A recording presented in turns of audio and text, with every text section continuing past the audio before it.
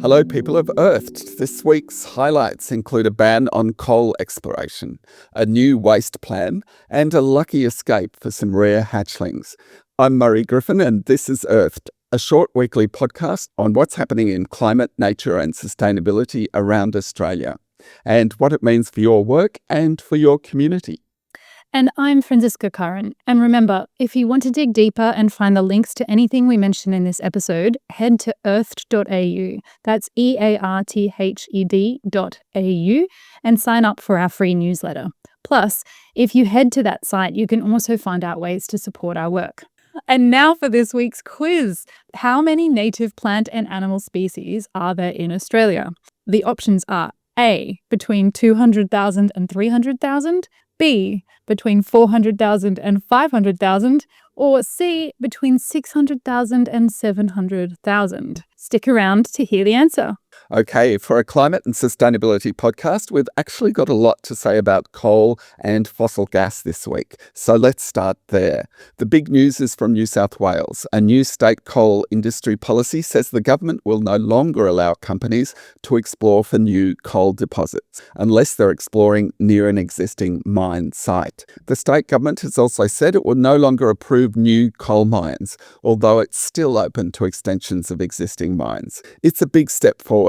That's because coal mining unlocks new fossil methane that's been trapped underground for millions of years. And methane is a powerful gas that drives climate change. Methane emissions from coal mines are responsible for about 30% of the state's methane emissions, and they contribute about 11% of New South Wales' total greenhouse gas emissions. On top of the new bans on coal exploration and mining, New South Wales will require existing coal mines to cut their fossil methane pollution. The state's EPA says reducing fossil methane emissions from existing mines will deliver significant climate benefits this decade.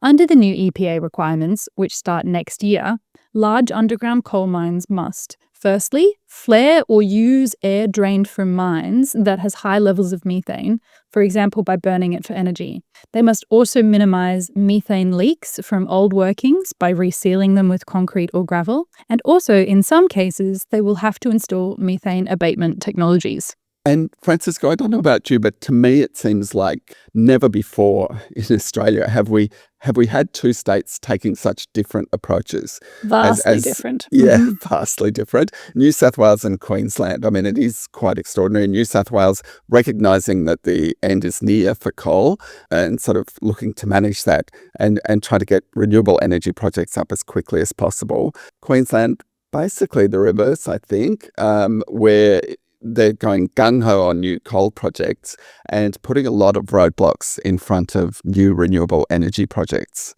Absolutely. And Murray, as a Queenslander myself, I'm feeling a bit disappointed, but looking aspirationally to what New South Wales is doing. And I read the New South Wales EPA consultation response document that's linked in our newsletter eagerly. It's very interesting and a bit exciting to see the progressive steps they're taking. Yep, absolutely.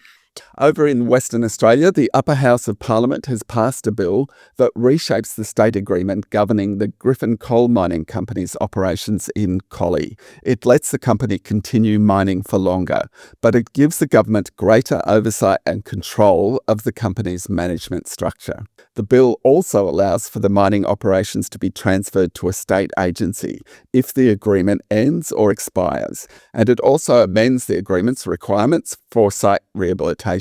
The bill is now being considered by the Legislative Assembly. Turning now to fossil gas transport pipelines, and there have been 3 developments this week. In the Northern Territory, the government has introduced a proposed law to the Legislative Assembly that would allow CO2 to be transported through gas pipelines, and it would also provide for the transmission of hydrogen. The Territory's Mines and Energy Minister said the legal change is essential so that companies like Santos and Inpex can develop projects to capture, transport and store carbon dioxide, which is the main greenhouse gas that's causing climate change. Carbon capture and storage is a priority for the NT, the minister said. And in Victoria, the state parliament has passed a bill that gives the state's energy minister the power to order gas pipeline owners to undertake expansion works to maintain gas supply Before issuing an order, the minister would have to consult the Premier, the Treasurer, the Australian energy market operator, and the pipeline owner. The Coalition and the Greens tried unsuccessfully to amend the bill, although neither ultimately opposed it. The Coalition wanted more consultation and transparency and warned it gave the minister extraordinary powers.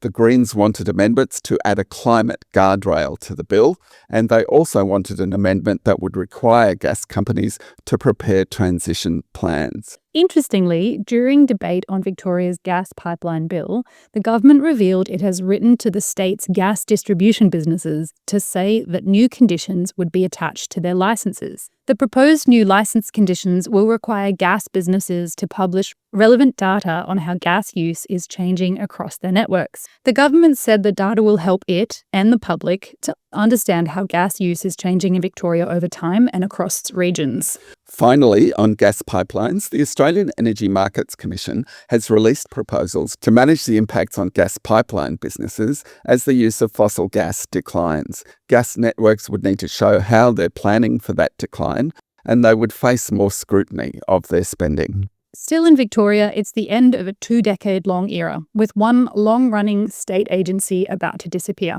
Sustainability Victoria will close permanently on June 30th. A limited number of its activities will transfer to the Department of Energy, Environment and Climate Action. Let's move from closing agencies to closing coal and gas sites and what happens afterwards. Australia's Net Zero Economy Authority has released a really interesting new study on rehabilitating and reusing old industrial sites, including former coal mines and old coal and gas power stations. The study says the closure of coal mines and coal power stations presents large new economic opportunities, but only if we plan early and carefully. It uses the sudden closure of the Hazelwood coal power station and mine in Victoria's Latrobe Valley in 2017 as a case study in what not to do. Back in 2015, Hazelwood's owner Ongi estimated closure and mine rehabilitation costs at about $73 million. By 2017, that estimate had jumped to more than $743 million, about 10 times higher. Moving from old sites to new technology, the federal agency known as ARENA has announced new grants to cut climate pollution and improve energy efficiency. ARENA has announced a total of $13 million of grants for 5 projects, 4 focused on electrification and 1 on biochar. Let me take you through them really quickly. So firstly, Biocarbon, which produces biochar for use in steelmaking, will receive $4.8 million to help build a facility producing biochar pellets from waste biomass. Then there's the aluminium company Capral, who will use its $3.5 million grant to help replace a 40-year-old gas-fired furnace with an electric furnace at its Queensland aluminium extrusion facility. We've also got a commercial laundry company called Alsco, who will use its $1 million grant to install low-carbon cleaning technology at its new Port Kembla facility. There's also pharmaceuticals company Opella, who will use its $1.94 million to help it eliminate fossil gas from its Queensland manufacturing site. And finally, Four Pines Brewing will have $1.77 million on tap to fully electrify its Sydney brewhouse, making it completely fossil gas-free. The New South Wales EPA has released new requirements that will apply to all sites in the state that emit a significant amount of greenhouse gas. These sites include coal mines, large landfills, and other industrial and agricultural sites. They make up only 10% of the total number of sites that are licensed by the EPA, but they produce about half of the state's greenhouse gas emissions. These sites will need to annually report their greenhouse gas emissions to the EPA starting from next March.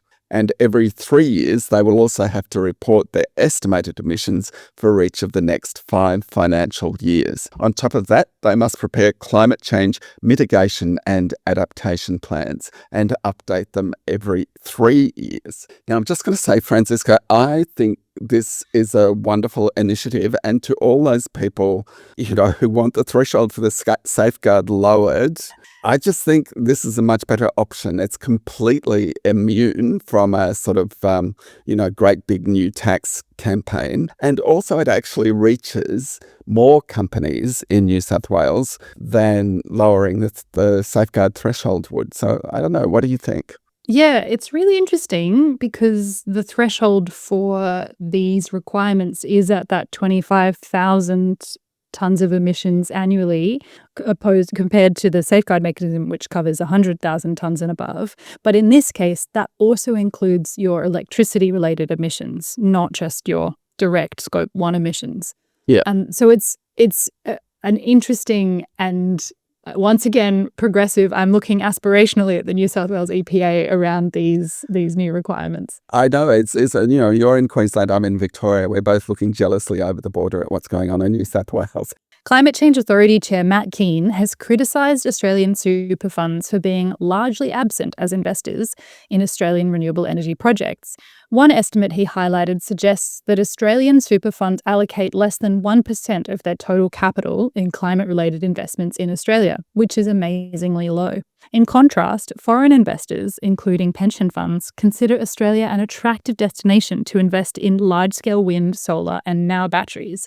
Keane's message to Australian super funds was blunt. He told them if there are barriers stopping them putting more capital into low-carbon industries here, they should use their collective voice and clout to change that. In Queensland, the state government will develop a statewide waste and recycling infrastructure plan to map future capacity needs. The plan will also look at technologies to manage residual waste, including waste-to-energy technologies. The state government has also given $1.49 million to the Council of Mayors in southeast Queensland so they can investigate waste-to-energy. The announcement of the proposed new waste infrastructure plan comes as the state government develops a new waste strategy and reviews the state's waste levy.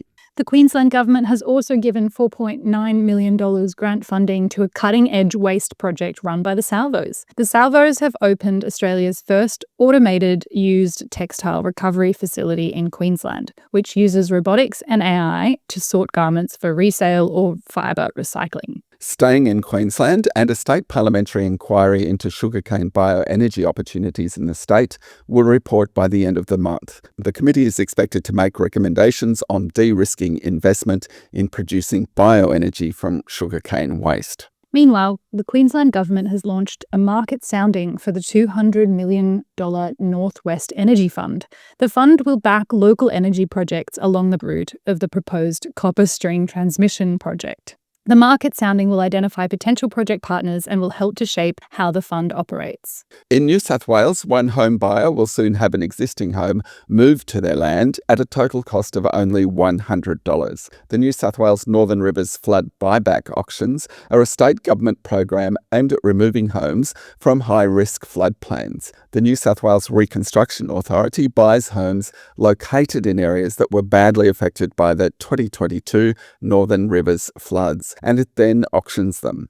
The main requirement is that the winning bidders relocate the houses to safer, flood-free land. 10 more homes currently located in high-risk floodplain areas were auctioned in Murwillumbah last week, with successful bidders picking up houses for between $100 and $100,000. The New South Wales government will pay for the homes to be relocated to sites owned by the purchasers. 150 buyback properties have now been offered for sale in the Northern Rivers since December 2024, and another auction will be held in April.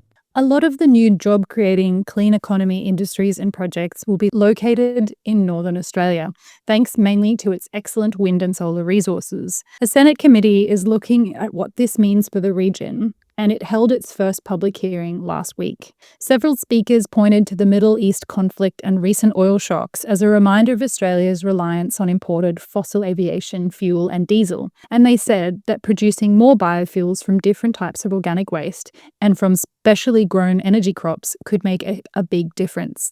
Edward Mason, the chief executive of the Jet Zero Alliance, described 2 major biofuel projects under development in Northern Australia that could together supply more than 5% of Australia's jet fuel. Mason described sustainable aviation fuel and renewable diesel as drop-in fuels, meaning that they work with existing infrastructure. While that Senate committee focused on the upside of climate action for jobs in the north, another Senate inquiry is hearing about the downside of not acting. The Federal Climate, Energy, Environment and Water Department has warned a Senate inquiry into productivity that climate change is increasingly causing economic harm because of more frequent and intense weather-related hazards. The Australian Academy of Science has also weighed into the productivity inquiry, telling it that Australia needs new indoor air quality performance standards. The Academy says this would improve productivity by reducing disease transmission and absenteeism. The next item sounds like something from a Big Bang Theory script, but it is real. CSIRO scientists have demonstrated the world's first proof-of-concept quantum battery, which could one day enable super-fast charging of electric vehicles and wireless recharging over long distances. Although functioning quantum batteries don't yet exist, CSIRO says the technology could transform how we store and use energy in the future, and it's looking for potential development partners. It's pretty amazing, isn't it? That's wild. Households and small businesses in New South Wales, South East Queensland and South Australia are likely to see a drop in their power bills next financial year. The Australian Energy Regulator's draft default market offer would cut typical residential bills by between 1.3% and 10.1%, and small business bills would fall by between 7.6% and 21.2%. Climate and Energy Minister Chris Bowen has linked the price drops to the growing amount of cheap renewable electricity entering the grid.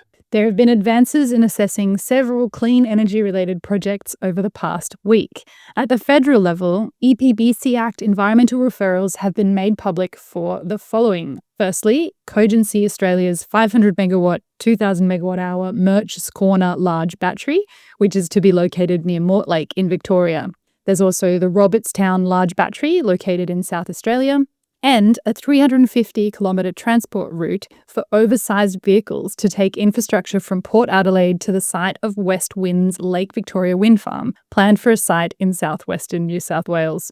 The wind farm will have a capacity of 1.5 gigawatts and will generate enough power for up to 900,000 homes. And in New South Wales, the state's Independent Planning Commission has approved Iberdrola's 270 megawatt, 1,080 megawatt hour Kingswood large battery, which will be located near Tamworth. At peak times, it will be able to supply electricity to about 108,000 homes. On the nature front, the New South Wales Natural Resources Commission has handed 2 reports to Premier Chris Minns on options to better protect critically endangered ecological communities. One of the reports focuses on strengthening the management and protection of critically endangered ecological communities under the New South Wales Land Management Native Vegetation Code. It also examines potential ways to support and incentivise landholders to protect, restore and improve these ecological communities. Neither report has yet been made public. In the ACT, Greens leader Shane Rattenbury has suggested several measures for inclusion in the new ACT climate strategy that is currently being developed. His motion, which called on the government to consider the recommended policies and actions, was endorsed by the ACT Legislative Assembly. Meanwhile, ACT Climate Change Minister Suzanne Orr has told the Legislative Assembly that the main reason that the ACT narrowly missed its 2025 emission reduction target is because of a change in how land use emissions are calculated. The returned South Australian Labor government didn't make many new climate and environment policy statements in the election campaign. It seems to be focusing more on action instead of pledges. But according to the ABC election tracker, it did pledge $19.2 million to increase biodiversity and protect native and threatened species across the state. It will also create a new South Australia Gas and Water Trust that brings together South Australian water, industrial water projects, and the planned state strategic gas reserve. Vanadium battery technology is a special type of battery technology that is still in development. It's got several potential advantages over standard lithium-ion batteries for grid-scale purposes, one of them being that it is water-based, so there's no fire risk. The Western Australian government wants to establish a grid-size vanadium battery in Kalgoorlie, and it's willing to provide $150 million to help build it. Last week, the state government revealed it had received 22 expressions of interest to build it, and the preferred proponent is expected to be announced in the middle of this year. The battery is expected to start commercial operations in 2029. The Northern Territory government has introduced a mineral titles legislation amendment bill, describing it as the most substantial modernisation of the Territory's minerals titles framework since the original Act was introduced in 2010. The bill amends the Environment Protection Act so that the government can make a claim on bonds and securities provided by mining companies to carry out rehabilitation work. Currently, the Northern Territory government must complete any rehabilitation work it carries out before it can make any claim on these company bonds and securities. Okay, here comes the answer to our quiz question. Australia has released its latest report to the Convention on Biological Diversity, which is the first it has submitted since the Kunming-Montreal Global Biodiversity Framework was agreed in 2022. The report points out that Australia is one of 17 countries in the world described as mega diverse, supporting a wide range of ecosystems. It says that Australia has between 600,000 and 700,000 native species, many which are found nowhere else in the world. The report says Australia is largely on track to meet the Kunming-Montreal targets. The claim that Australia is on track on biodiversity is comforting, but is it correct? Not according to two leading ecological scientists, Paul Allen Elton and Hugh Possingham, who've disputed the claim. They warn that ecosystems are being left to degrade, rare and precious species are sliding towards extinction, and billions of dollars are being used to fund fossil fuel subsidies and other subsidies that contribute to the destruction of the natural environment that the government claims to be fixing. Finally, the escape of the hatchlings. Last December, a rare loggerhead turtle was seen nesting on parts of the Coffs Coast, where her eggs would have been at high risk of being washed away, and the New South Wales National Parks and Wildlife Service quickly got to work. Working through the night, they carefully excavated 140 eggs and transferred them to New South Wales Turtle Watch for incubation and 24-hour monitoring by accredited volunteers. And earlier this month, those efforts paid off. National Parks and New South Wales Turtle Watch coordinated a nighttime release of 135 hatchlings under perfect low tide conditions when they would be at low risk of being eaten. And follow-up monitoring confirmed 0 washbacks. You can find out more about endangered turtles and what you can do to help protect them by visiting the Turtle Watch website. That's it for now. You're up to date. The next Earth Pod will land in your feed next Tuesday. Please rate and review the show to help spread the word. And check out our newsletter and our associate Track Changes podcast. And remember, if you want to dig deeper and find the links to everything we mention in this episode, head to earth.au. That's earthed.au and sign up for our free newsletter. Plus, if you head to that site, you can find out about ways to support our work. See you next week.